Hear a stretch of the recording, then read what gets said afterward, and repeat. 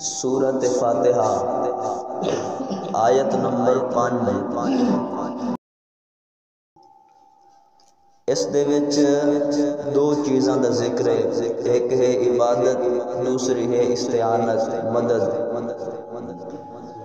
پہلے حصے دی تفسیر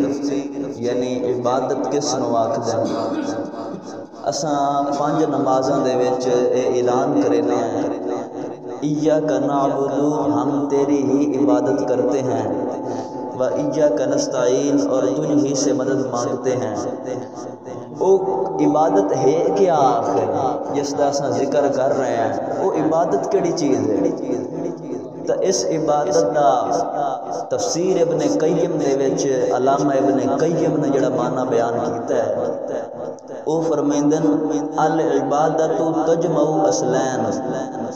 غایت الحب بغایت الذل والخضوع۔ او فرمیندن کہ عبادت دا معنی ہے کہ العبادت تجمع اصلین، دو چیزاں نال عبادت مل کے بنی ہے، دو چیزاں ہو سن تا عبادت بن سی۔ اگر وہ دو چیزاں دے وچوں ایک چیز دی بھی کمی ہوئی تا وہ عبادت شمار نہیں ہونا، وہ عبادت نہیں بننا۔ وہ تعظیم تا بن سکتی ہے لیکن عبادت نہیں بن سکتی۔ پہلی چیز غایت الحب، یعنی اس تعظیم دے اندر اس قدر تعظیم ہوئے اور اس دے اندر محبت انتہا درجے دی ہوئے۔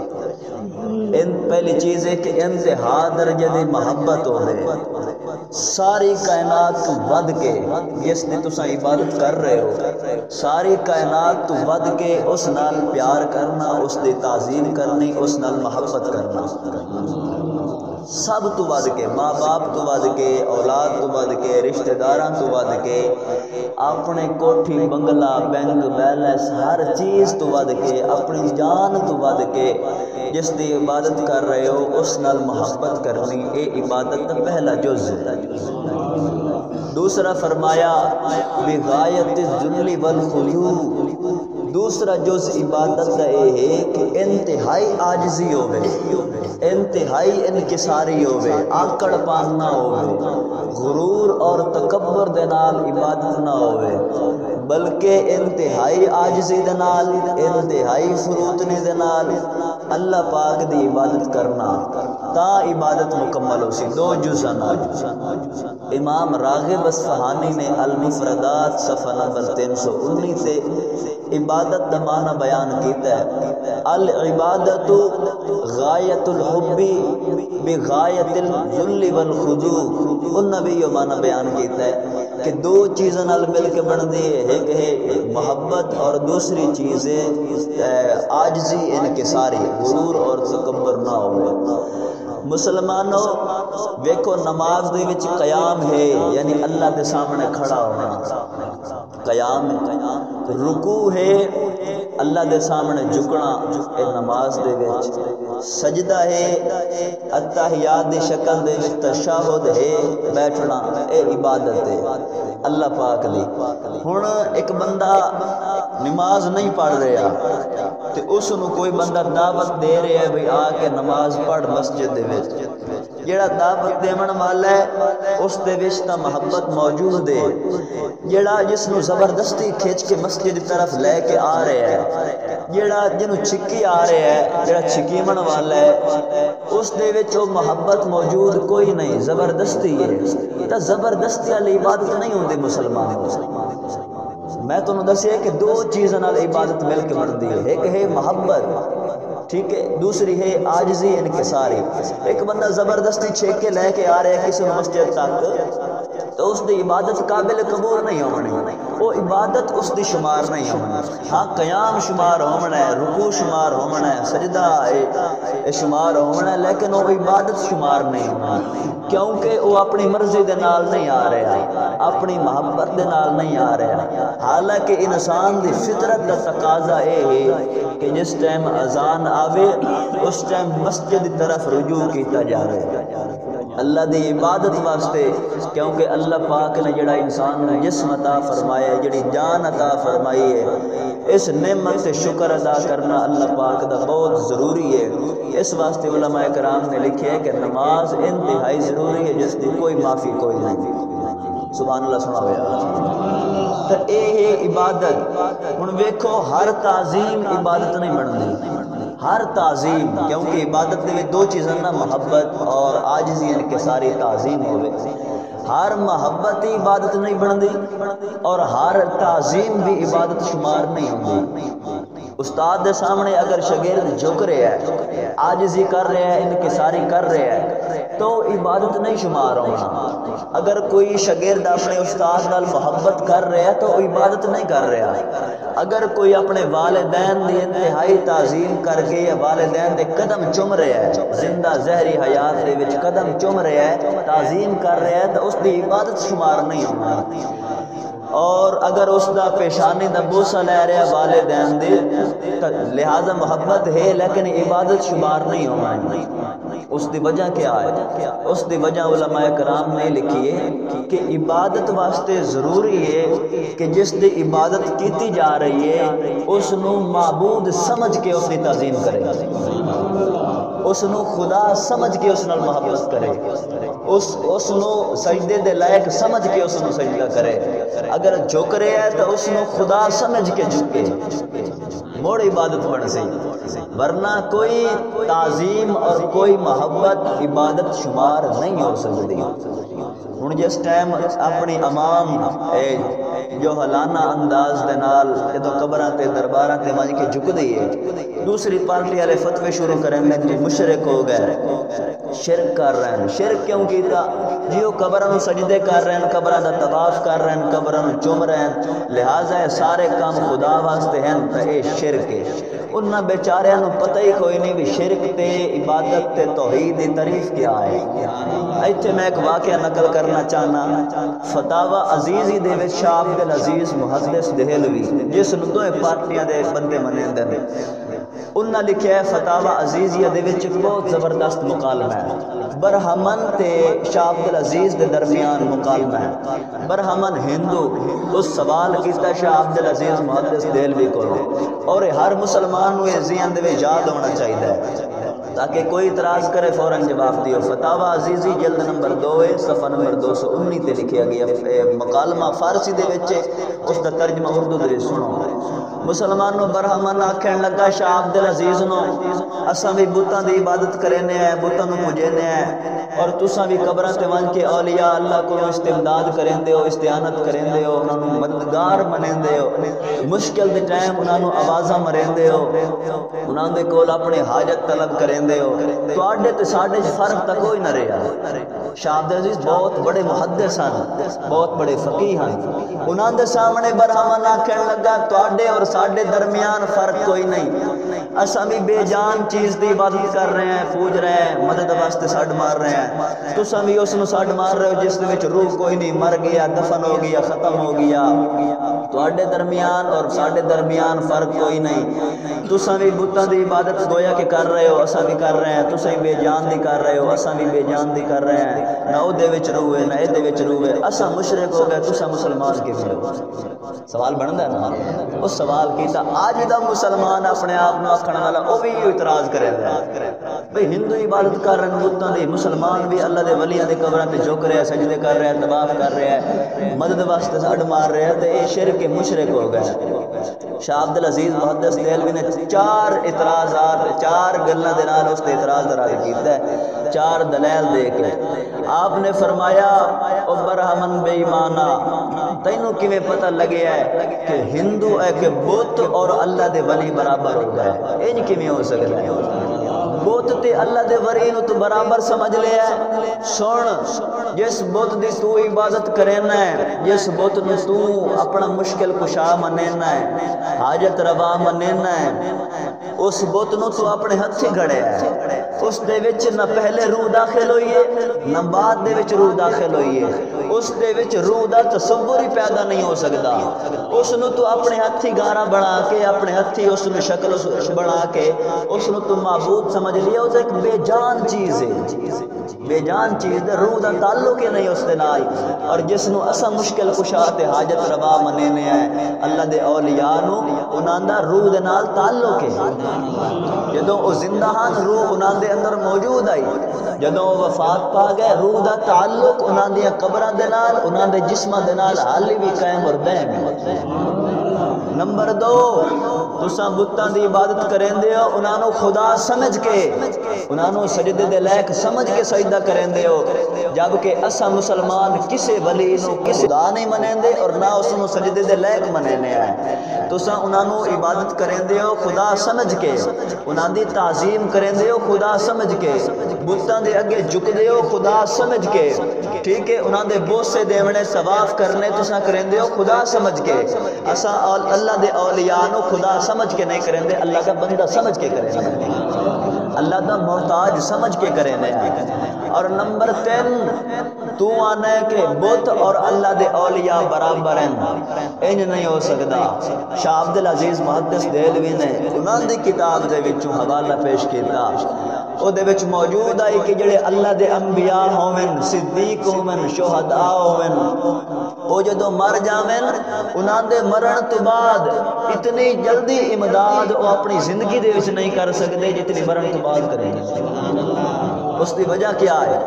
اس دی وجہ ہے کہ اے روح جڑا ہے اے زندگی زندہ انسان دے وچ بند ہے، جویں ایک بند کمرے دے وچ کوئی چیز ہوندی ہے بند ہو ویندی ہے نا تو وہ اگا پیچھے نہیں جا سکدی۔ جدوں انسان مر ویندا ہے، مسلمان مر ویندا ہے، اس دی روح آزاد ہو ویندی ہے۔ شاہ عبدالعزیز محدث دہلوی نے لکھیا، شاہ عبدالحق محدث دہلوی دے حوالے دے نال آپ فرمائندن کہ جدوں کوئی اللہ دا نبی، کوئی اللہ دا ولی ہوئے وفات پا جاوے، دفن تو بعد اللہ دے انبیاء اپنی قبراں دے وچ زندہ ہوندے، پہلی گل۔ دوسری، اللہ دے اولیاء دیاں ارواحاں بعد دے وچ یعنی وفات تو بعد اپنے دشمناں نو ہلاک کرن دے وچ اپنے دوستاں دی امداد کریندی ہیں۔ اور زندہ ظاہری حیات دے وچ بیٹھن والا بندہ اتنا دور تک نہیں ویکھ سکدا جتنا مرن تو بعد اللہ دا ولی ویکھدا ہے۔ اے انہاں اپنے کتاباں چ حوالے پیش نہ کیتے، پر ہمن دی کتاباں چ پیش کیتے، یہودیاں تے عیسائیاں دے کتاباں چ حوالے پیش کر کے انہاں اس سوال دا رد کیتا ہے۔ اور اج دے وچ بھی یہ سوال زندہ ہے، حالے بھی یہ سوال زندہ لوگ کریندے ہیں، بھئی تساں بتاں دی عبادت گویا کر رہے ہو، قبراں تے جاندے ہو، اللہ دے اولیاء کول استمداد کریندے ہو، طواف کریندے ہو، سارے کام مشرکانہ والے کافر والے کریندے ہو، لہذا یہ کام سارے حرام اور ناجائز اور مشرکانہ کام ہیں، لیکن انہاں نوں یہ پتہ ہی نہیں لگیا عبادت دا معنی کیا ہے۔ اس وقت تک کسی دی عبادت نہیں ہو سکتی جدوں تک اس نو خدا نہ سمجھیا جاوے۔ ہن ایک ہندو ہے وہ آ کے نماز شروع کر دے، نماز پڑھن ہو جاوے، وہ خدا نو اپنا خدا تصور نہ کرے، اللہ نو اپنا الہ تصور نہ کرے، کیا اس دی نماز قابل قبول ہے؟ اس دی نماز عبادت بن نہیں سکتی۔ معلوم ہویا کہ اس وقت تک کسی دی عبادت نہیں ہو سکتی جدوں تک اس نو خدا نہ سمجھیا جاوے، اس نو معبود نہ سمجھیا جاوے۔ اور میرا پورا دعویٰ ہے کہ کوئی مسلمان باویں ان پڑھ ہوئے باویں پڑھے لکھے ہوئے کسی ولی نو کسی نبی خدا دا شریک نہیں سمجھیں دے اور نہ اس نو خدا سمجھیں دے۔ اگر کوئی قبر تے ون کے دربار تے ون کے اگر بالفرض کوئی اگر بوسہ لے بھی لیندا ہے قبر نو چم بھی لیندا ہے تو یہ شرک نہیں حرام ہے ناجائز ہے، لیکن اس نال بندہ اسلام تو خارج نہیں ہوندا، مشرک نہیں بندا، ہندو نہیں بندا، البتہ حرام ہے گناہ ہے نہیں کرنا چاہیے، لیکن اس نال شرک نہیں ہوندا مسلمانوں۔ اے ویکھو اے عبادت دا تصور جڑا ہے اے پورے قرآن دے وچ اللہ نے بیان فرمایا ہے۔ اور جتھے بھی لفظ عبادت آیا ہے، توجہ، جتھے بھی لفظ عبادت پورا قرآن الحمد الف تو لے کے والناس دی سین تک پورے قرآن دے وچ جتھے بھی لفظ عبادت آیا ہے نال اے بھی آیا ہے کہ عبادت کرو تو خدا دی، یعنی جس دی اگر مشرک کر رہے ہیں تو اس نے خدا سمجھ کے کر رہے ہیں پورے قرآن دے وچ، اگر مسلمان کر رہے ہیں عبادت تو اللہ نو خدا سمجھ کے کر رہے ہیں، ٹھیک ہے۔ اس وقت تک عبادت مکمل نہیں ہو سکتی جدوں تک کسی نو خدا نہ سمجھا جاوے۔ ہن اللہ دا قرآن شروع کرنے ہیں سورۃ زاریات، اس دی آیت نمبر 56، اس دے وچ اللہ تبارک و تعالی نے سب تو پہلے جن اور انسان دی خلقت دا مقصد بیان فرمایا ہے کہ میں انسان تے جنہاں نو کیوں پیدا کیتا ہے، سبحان اللہ اچھی۔ اللہ فرماندن وما خلقت الجن والانس الا لیعبدون،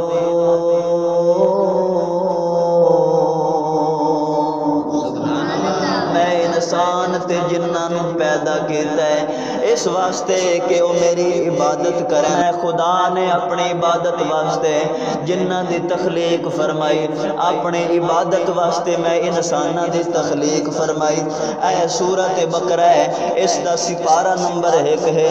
آیت نمبر 21 دے وچ اللہ تبارک و تعالی نے بڑے احسن تے خوبصورت انداز دے اندر ارشاد فرمایا۔ اللہ فرماندے نے یا ایھا الناس اعبدوا ربکم الذی خلقکم والذین من قبلکم لعلکم تتقون۔ اس آیت دے وچ غور کرو، میرا دعویٰ اور دلیل سنو۔ میں دعویٰ کیتا ہے جتھے بھی لفظ عبادت دا آیا ہے اتھے رب دا تصور موجود ہے، اتھے خدا دا تصور موجود ہے۔ اے آیت نمبر 21 ہے، اتھے اللہ تبارک و تعالی نے ساری انسانیت نو، پاویں یہودی ہومن، عیسائی ہومن، مجوسی ہومن، سکھ ہومن، مسلمان ہومن، جو بھی ہے جڑا انسان دے وچ داخل ہے، انہاں سارے نو اللہ نے مخاطب کیتا یا ایھا الناس، اے دنیا دے لوگو، اے اولاد آدم، اعبدو، عبادت کرو، ربکم، اپنے رب دی عبادت کرو، اللہ دی عبادت کرو، الذی خلقکم والذین من قبلکم، جس نے تانوں بھی پیدا کیتا ہے، تواڈے کول پہلے لوگاں نو بھی پیدا کیتا، لعلکم تتقون، تاکہ تسا پرہیزگار بن جاؤ۔ ہر نبی نے جدوں دعوت دیتی ہے، ہر پیغمبر نے جدوں دعوت دیتی، اللہ دی طرف لوگاں نو بلایا، عبادت دا تصور نال خدا دا تصور بھی پیش کیتا ہے، عبادت دے نال خدا دا تصور بھی موجود ہے۔ اے سورۃ اعراف اس دی آیت نمبر 59 دے وچ حضرت نوح علیہ السلام دا ذکر موجود ہے۔ حضرت نوح علیہ السلام نے جس ٹائم اپنی قوم والوں اللہ دی طرف دعوت دیتی، عبادت دا ذکر فرمایا لقد ارسلنا نوحا الى قومه فقال یا قوم اعبدوا اللہ ما لکم من الہ غیرہ، فرمایا البتہ تحقیق اساں حضرت نوح علیہ السلام نو بھیجیا انہاں دی قوم دی طرف۔ حضرت نوح علیہ السلام تبلیغ کر رہے ہیں، دعوت دے رہے ہیں، فقال یا قوم اعبدوا اللہ ما لکم من الہ غیرہ، حضرت نوح علیہ السلام آکھن لگے او میری قوم دے لوگو اللہ دی عبادت کرو، اللہ دی عبادت کرو، ما لکم من الہ غیرہ، اس تو علاوہ تواڈا ہور کوئی خدا کوئی نہیں، اس تو علاوہ کوئی ہور معبود کوئی نہیں، اس تو علاوہ کوئی ہور سجدے دے لائق کوئی نہیں۔ اے سورۃ ہود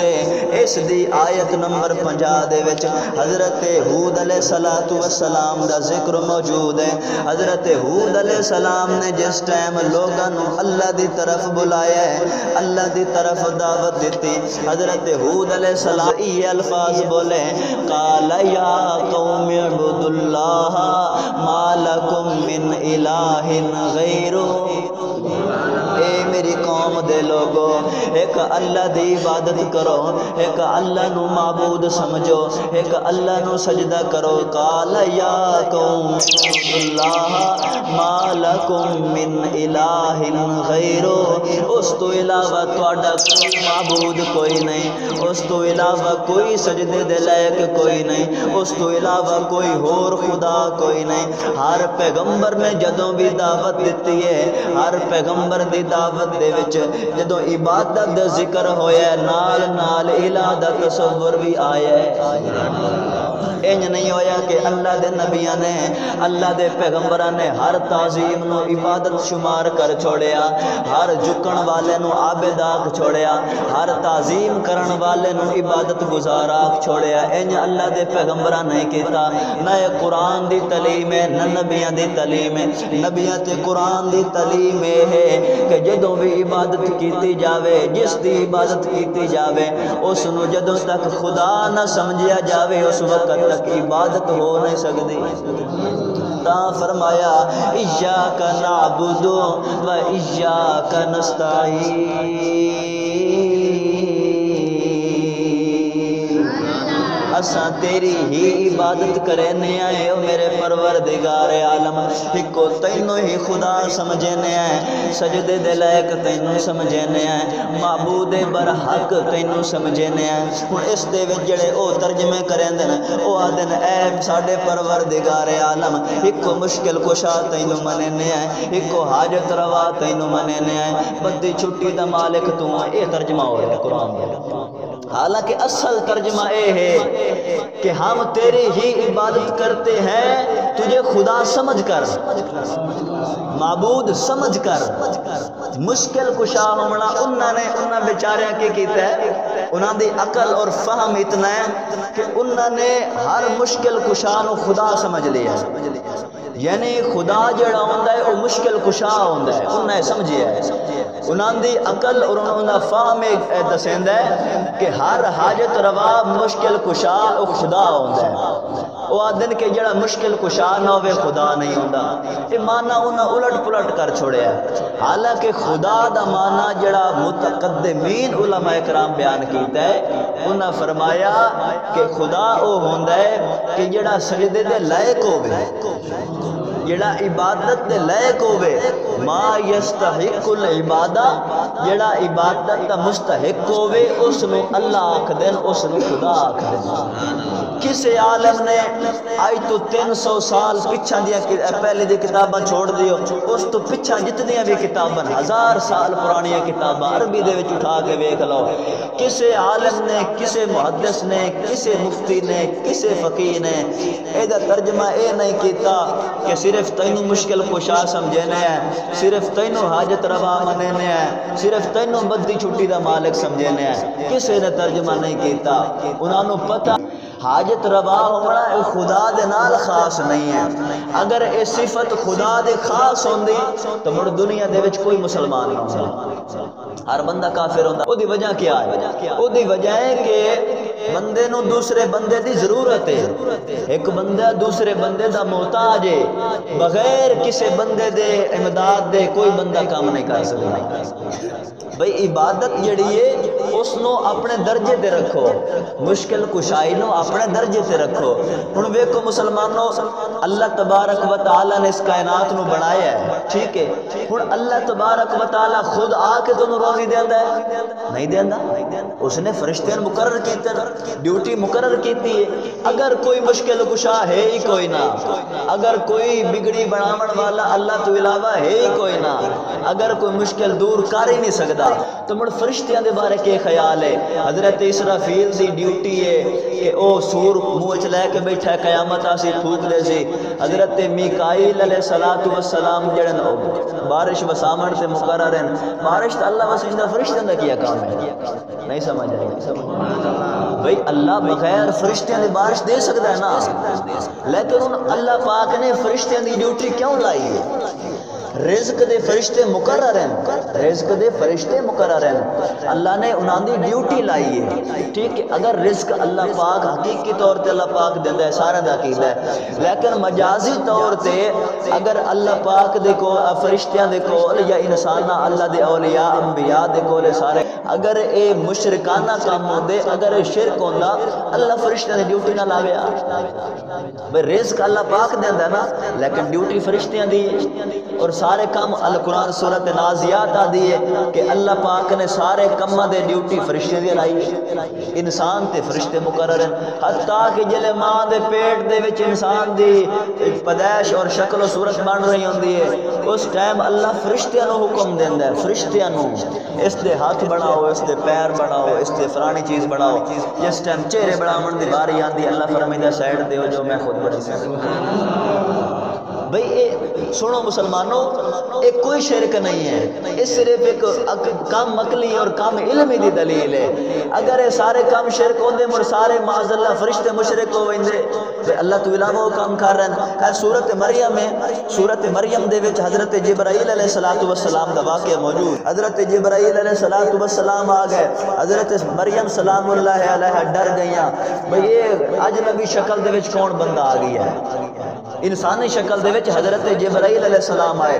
اس دے وچ سنیاں دا عقیدہ موجود ہے، سبحان اللہ۔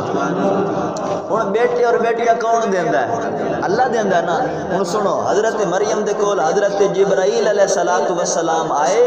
اور آ کے آکھن لگے قال انما انا رسول ربی کی، آکھن لگے حضرت جبرائیل علیہ السلام قال انما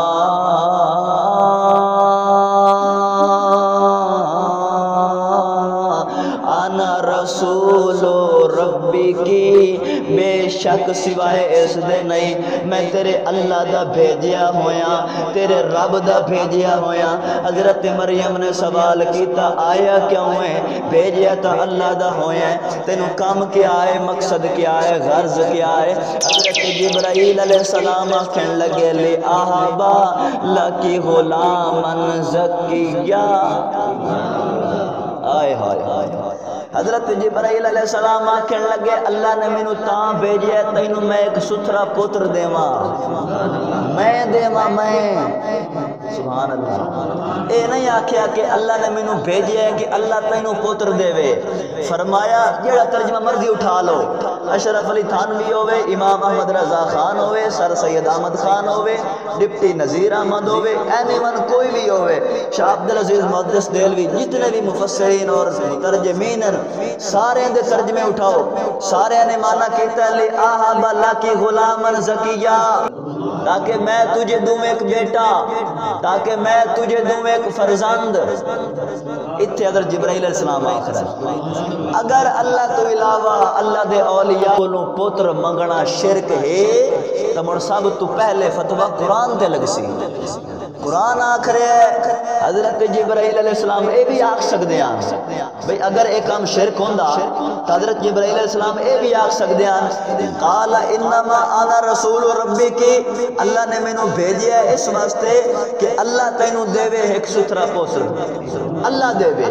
اللہ دے بجائے اس فرمایا لی آب اللہ کی غلامن زکیہ، تاکہ میں تجھے دوں ایک فرزند، تاکہ میں تینوں دے میں ایک پتر۔ تو کہ معلوم ہویا بیٹے اور بیٹیاں دیون والے اللہ دی ذات ہے، لیکن ذریعہ وسیلہ اللہ دے اولیاء انبیاء بن دیں، یہ قرآن دے وچ ثابت ہے، ٹائم نہیں میں تم دساں۔